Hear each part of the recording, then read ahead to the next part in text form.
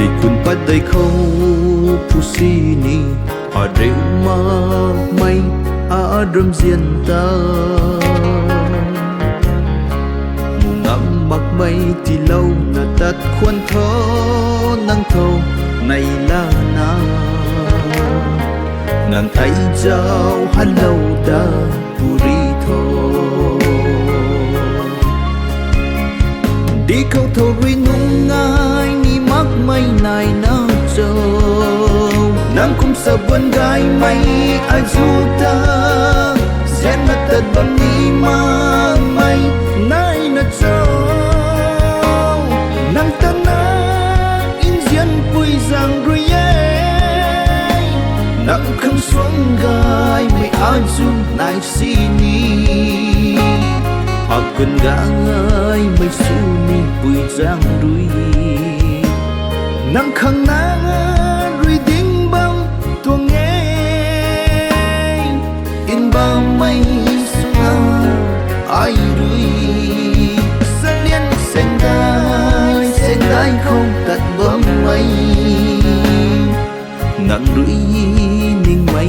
đi thiết rồi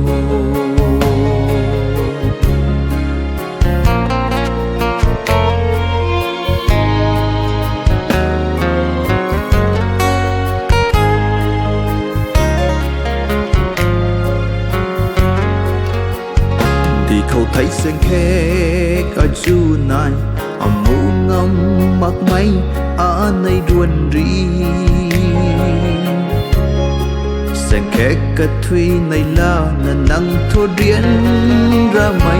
thay mắc na Hà rắm xiên tân biên lâu đủ thế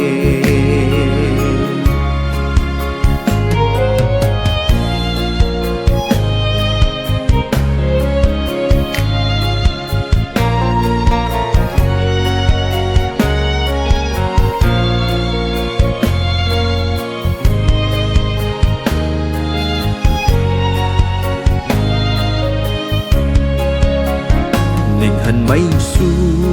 rio tung pa ri nang lung khâu mặc gì ni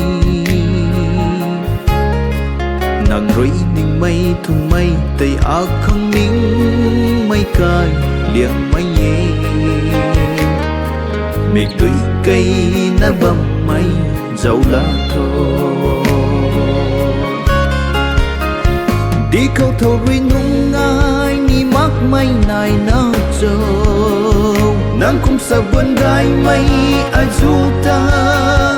Zén mà tật bầm ni ma mây nai na châu Nang ta na in diên bùi giang rồi Nang không xuống gai mây ai du nai si ni Agun gai mây su ni bùi giang rồi Nang khang na rồi đinh băng tua nghe in ba mây su na ai rồi Sơn liên sen gai không tận bóng mây